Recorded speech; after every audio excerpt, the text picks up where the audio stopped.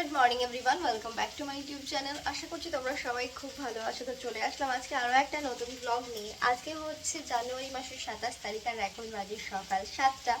তো আজকে ব্লগটা এখন থেকেই শুরু করছি। কিছুক্ষণ আগে ঘুম থেকে উঠে ফ্রেশ হয়ে আমি চলে এসেছি রান্নাঘরে রান্না করার জন্য, কারণ দীপ্ত অফিসে যাবে, ওর জন্য সকাল সকালেই রান্না করতে হয়।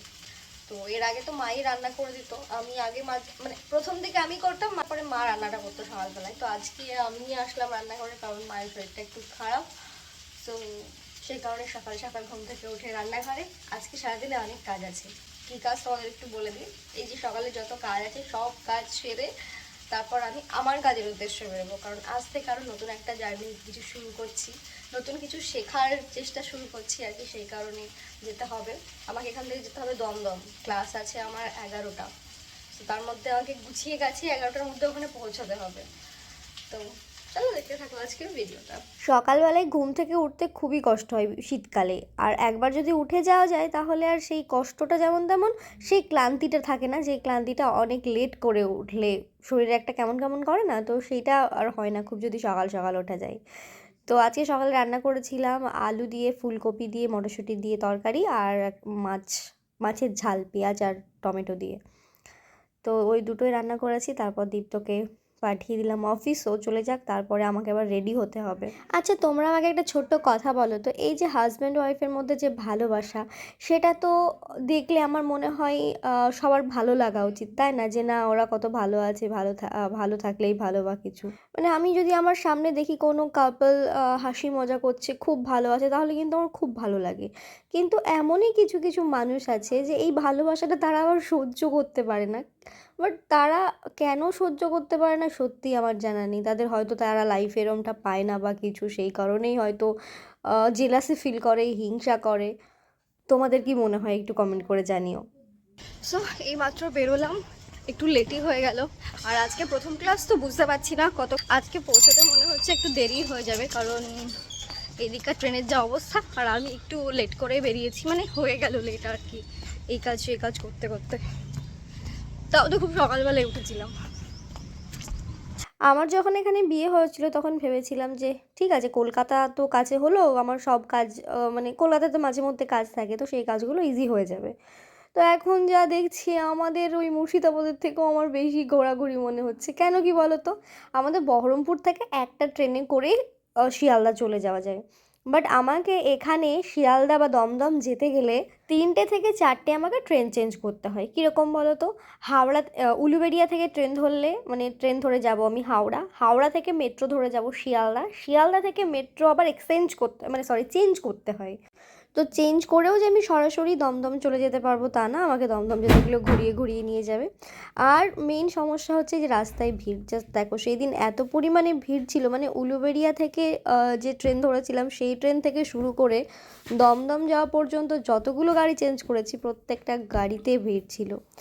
তার উপরে আজকে আমি এবার সাঁতরাগাছি নেমেছি, এবার সাঁতরাগাছি থেকে আমি বাস ধরেছি, এখন বাস ধরে যাব হচ্ছে, কোথায় যাবো গো, ভুলে গেলাম। সাঁতরাগাছি থেকে বাস ধরে যাব শিয়ালদা, হ্যাঁ শিয়ালদা।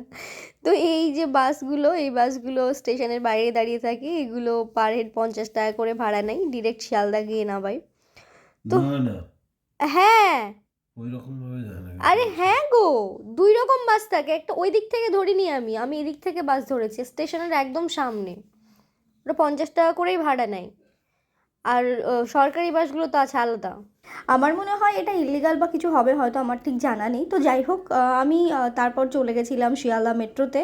আর মেট্রোয় ঢোকার আগে আমি একটা কেক নিয়ে নিয়েছিলাম, কারণ আমার খুব খিদে পেয়েছিল। আর সত্যি কথা বলতে এই মাসখানেক ধরে আমার ব্রেকফাস্ট আমি কবে লাস্ট ঠিকভাবে করেছি আমার নিজেরও ধারণার বাইরে। ব্রেকফাস্ট করার একদমই সেরকম আমি সময় পাই না, তারপরে লাঞ্চ তো কোনো দিন হয় না। তো তার উপরে এত শরীরের জার্নি, তারপর শরীর যে আমার এত খারাপ করছিল এই কটা দিন, আমি জাস্ট তোমাদের বলে বোঝাতে পারবো না। তো ক্লাসে পৌঁছতে আমার অনেকটাই, প্রায় ঘন্টাখানেক মতো আমি লেট করে ক্লাসে ঢুকেছি। তো ক্লাস করার পর এখন লাঞ্চ টাইম, তো সবাই বাইরে এসেছি লাঞ্চ করতে। তো লাঞ্চ করে তারপর আবার ক্লাসে যাওয়ার আগেই দেখলাম ওদের বাড়িতে, মানে যে বাড়িতে ক্লাস হচ্ছে আর কি, ওই বাড়িতে অনেকগুলো পার্সিয়ান ক্যাট আছে। আর বেড়াল দেখলেই আমার এখন মানে কি বলবো, একটা বেড়ালদের জন্য আমার না অন্যরকম ভালোবাসা কাজ করে, যেহেতু আমার বাড়িতে আমার লিওমনি আছে। তো ওকে দেখেই লিওমনির কথা মনে পড়ে গেল, অনেকদিন ওকে দেখিনি, ও বাড়িতে এখন একা, মানে খুব কষ্ট হচ্ছে ওরও, এবার আমারও খুব কষ্ট হচ্ছে ওর জন্য, বাট বাবা আছে, বাবা দেখছে। আর এই যে শুধু পার্সিয়ান নয়, আরও অনেক প্রজাতির বেড়াল ছিল, আর প্রত্যেকটা বেড়ালের কালার উফ কি দারুণ। আর প্রথমে যে সাদা বেড়ালটা দেখালাম, ওই বেড়ালটার আবার এই যে বাচ্চা হয়েছে, 4টে বাচ্চা হয়েছে, বাচ্চাগুলো কি সুন্দর ছোট্ট ছোট্ট। তো তারপরে ক্লাস শেষ করে আমি চলে এসেছিলাম বাড়ি আসতেও প্রায় 2.5 থেকে 3 ঘন্টা মতো লেগেছে আমার, অনেকটাই রাস্তা, যেহেতু উলুবেড়িয়া থেকে দমদম, মানে রাস্তাটা খুব একটা বেশি না, বাট গাড়ি চেঞ্জ করে করে যেতে হয় বলে রাস্তাটা অনেকটা।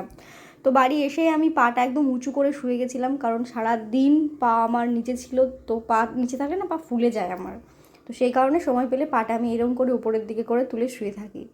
তো তারপরে বাবা আবার বললো যে নখগুলো কেটে দিতে, মানে দীপ্তকে বলছিল, আমি বললাম যে আমি কেটে দিচ্ছি, মানে দীপ্ত নখ কাটতে পারবে না, কারণ কি বলো তো, ওই কিছু কিছু মানুষের দেখবে নখ আর চামড়া, নখের চামড়া একসাথে বড় হয়, সেই নখ কাটতে অনেক প্রবলেম হয়। তো আমি যেহেতু ভাইয়ের এত বছর ধরে নখ কেটে এসেছি, ভাইয়ের তো মানে মা তো নখ কাটতে পারতো না, ভাইয়ের নখ আমিই কেটে দিতাম। আর ভাইয়ের নখ ওই রকমই ছিল, মানে নখের সাথে সাথে মাংসও বাড়তো, তো ওই রকম নখ কাটা খুব মুশকিল, একটুখানি এদিক থেকে ওদিক হয়ে গেলে না, একটু কেটে গেলে ওর প্রচণ্ড রক্ত বেরোয়।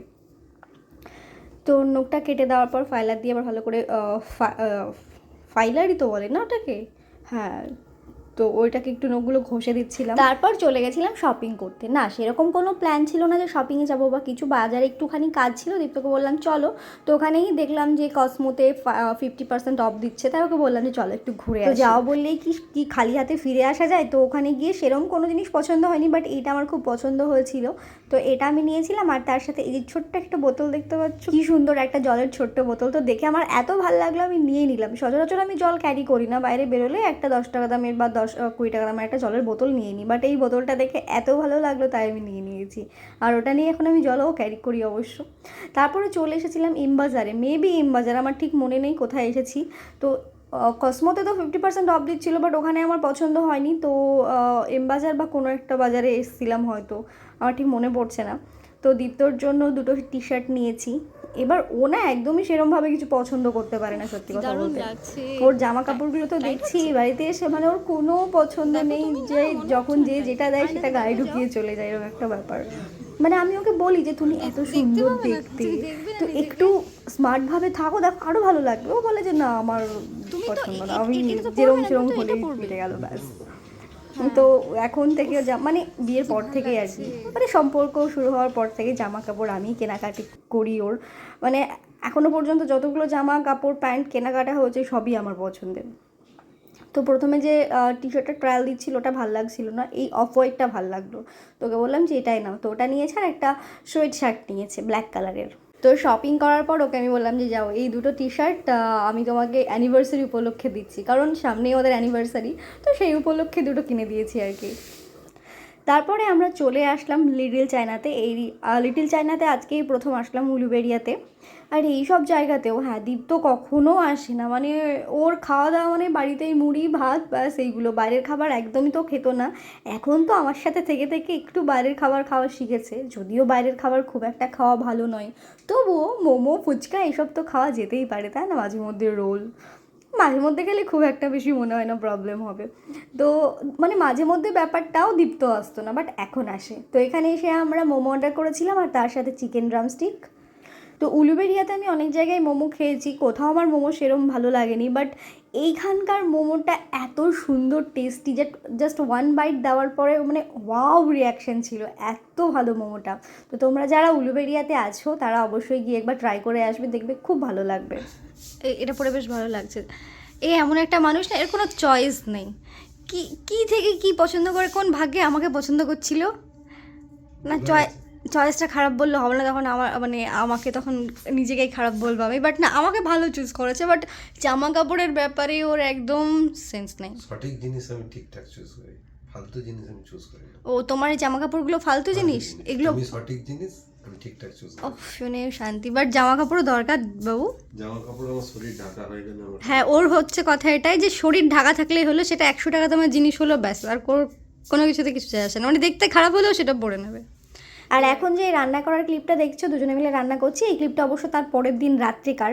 কারণ এই ব্লগটা প্রায় অনেক দিন হয়ে গেল, আমি প্রায় 3-4 দিন কি 5-6 দিনের পর আমি বোধহয় ব্লগটা শ্যুট করছি, আমার ঠিক এক্স্যাক্টলি মনে নেই, 4 দিন তো পার হয়েই গেছে।